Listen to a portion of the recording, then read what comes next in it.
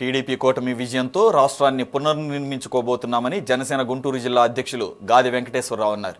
ప్రభుత్వం ఏర్పడక ముందే రాష్ట్రంలో అల్లర్లు జరుగుతున్నాయంటూ జగన్మోహన్ రెడ్డి ట్వీట్ చేయడం హాస్యాస్పదంగా ఉందని ఎద్దేవా చేశారు.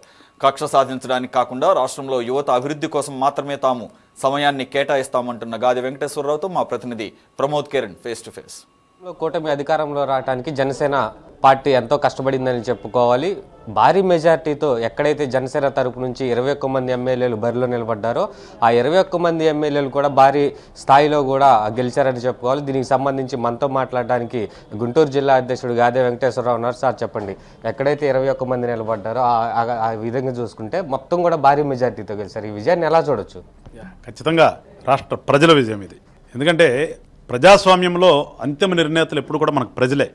రాజకీయ పార్టీలు ఏ రాజకీయ పార్టీ అయినా కానీ వీళ్ళకి పరిధి 5 సంవత్సరాలకు ఇస్తారు. 5 సంవత్సరాల తర్వాత వీళ్ళు మంచి చేస్తే మళ్ళీ ఇంకొక 5 సంవత్సరాలు ఎన్నుకుంటారు. కానీ ఏదైనా ఎన్నుకునేటటువంటి పవర్ ఉన్నటువంటిది ప్రజలే కాబట్టి ప్రజలే విజయంగానే భావిస్తున్నాను.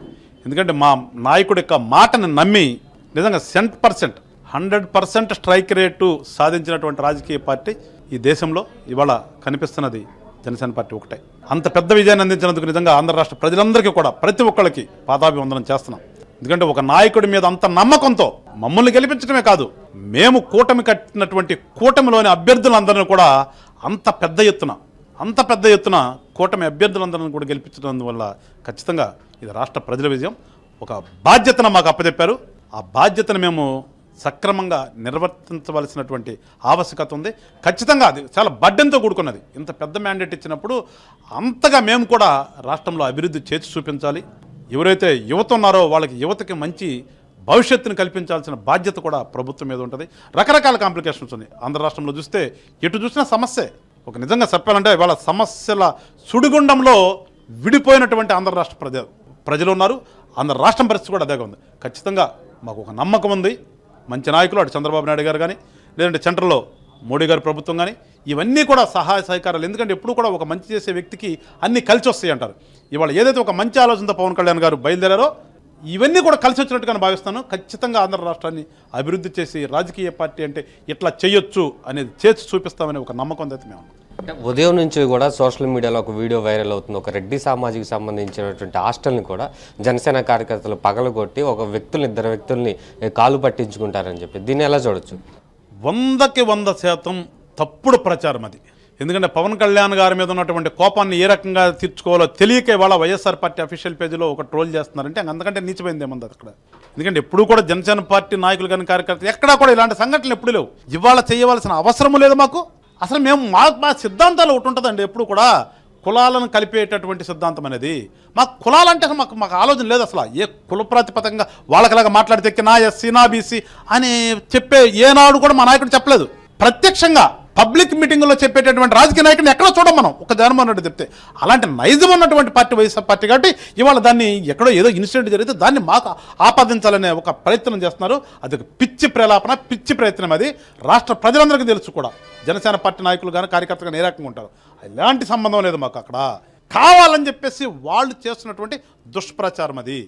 ఒక ప్రభుత్వంలో ఉన్నటువంటి మంత్రివర్గం పూర్తిగా వాడిపోవటం అనేది నేను ఇప్పుడే చూశాను. అంటే ఎంత మంచి కార్యవర్గమో ఒకసారి ఆలోచిద్దాం. ప్రజలు ఆలోచించారు. ఇలా ఆర్భాటాలు చెప్తే ఎందుకు పనికిరారు అనేది ఒక ఆలోచన చేశారు కాబట్టి ఇవాళ అంతగా వాళ్ళని తీసుకెళ్ళి అక్కడ కూర్చోబెట్టారు. ఇంకా అంతకు సిగ్గు తెచ్చుకోవాలి. వాళ్ళు సిగ్గు తెచ్చుకోవాల్సింది పోయి ఏదో జనసేన పార్టీ మీద జనసేన పార్టీ నాయకుల మీద ఏదో అబండాలు వేద్దామంటే ప్రజలు నమ్మరు. గతంలో చూసుకుంటే జనసేన పార్టీకి సంబంధించి ఒక్క సీటే వచ్చిందని చెప్పేసి కూడా వైసీపీ మంత్రులు కావచ్చు వీళ్ళంతా చాలా హేళన చేశారు. ఇప్పుడు కనీసం ఒక ప్రతిపక్ష హోదా కూడా దక్కకుండా ఉంది. దీన్ని ఎలా చూడొచ్చు? ఇప్పుడు ఆర్భాటాలు చేసేవాడికి మంచి చేసేవాడికి ప్రజలు గమనిస్తుంటారు. ఎందుకంటే ప్రజల్ని ఏదో మనం ఏదో ఊరికనే ఎలక్షన్ అప్పుడు ఏదో అది చెప్తే చేస్తారు ప్రజలది ఏమన్నా అనుకుంటాం. ప్రజలు ఎప్పుడు ఏం కదండి. ఒక రాజకీయ నాయకుడు నువ్వు అధికారం కోసం ఎట్లా ఆలోచిస్తున్నావో అదే ప్రజలు కూడా నీకు అధికారం ఇస్తే నువ్వెంత వాళ్ళకి మంచి చేస్తావని ఆలోచన చేస్తారు. ఏదో అనుకున్నారు పాపం, ఒక ఛాన్స్ ఇచ్చారు. ఆ ఛాన్స్ ఇస్తే నువ్వు రాష్ట్రాన్ని నాశనం చేసావు. వీళ్ళు గమనించారు. ఇలా ఆ ఒక్క సీటు లేదని మీరు ఎగతాళి చేసిన నోటితోనే ఇవాళ ఏం మాట్లాడాలో అర్థం కాక పాపం ఇటు వాళ్ళు అటు పక్కకి వెళ్ళిపోయారు. ప్రతిపక్ష హోదా కూడా లేని పరిస్థితి ఇంతకుముందు చూసాం. చాలా గవర్నమెంట్లు చూసాం. ఎన్ని గవర్నమెంట్లలో కూడా మినిమం ప్రతిపక్షం అనేది ఉంటా వచ్చింది. ఇవాళ ప్రతిపక్షం కూడా లేకుండా అయ్యేటటువంటి పరిస్థితి వల్ల ఈ వైఎస్ఆర్ పార్టీ అనే దానికి దాపురించింది.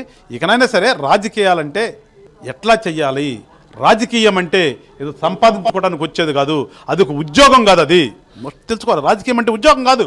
రాజకీయం అంటే కేవలం సేవ చేయడానికి, స్వచ్ఛందంగా సేవ చేస్తానని వచ్చేటటువంటి ఒక ప్రక్రియ, ఒక వ్యవస్థ. అది మేము రాజకీయాలంటే ఏంటి, రాజకీయ నాయకుడు ఏ రకంగా ఉండాలి అనేది జనసేన పార్టీ నాయకుడు పవన్ కళ్యాణ్ చేసి చూపిస్తారు. ఇట్లా ఉండాలి రాజకీయ నాయకుడు అని ఒక మోడల్గా కూడా ఉంటాం మేము. ఇది పూర్తిగా చూసుకుంటే నిన్న ఏదైతే ఉదయం నుంచి సోషల్ మీడియాలో ఒక వీడియో వైరల్ అయిందో దానికి సంబంధించి జనసేనకి ఎటువంటి సంబంధం లేదు. దీనిపై పోలీస్ శాఖకు కూడా మేము ఫిర్యాదు చేస్తామంటూ కూడా గాదె వెంకటేశ్వరరావు తెలుపుతున్నారు. కెమెరామెన్ షణ్ముఖతో ప్రమోద్ కిరణ్, సిటీ న్యూస్ 24/7 గుంటూరు.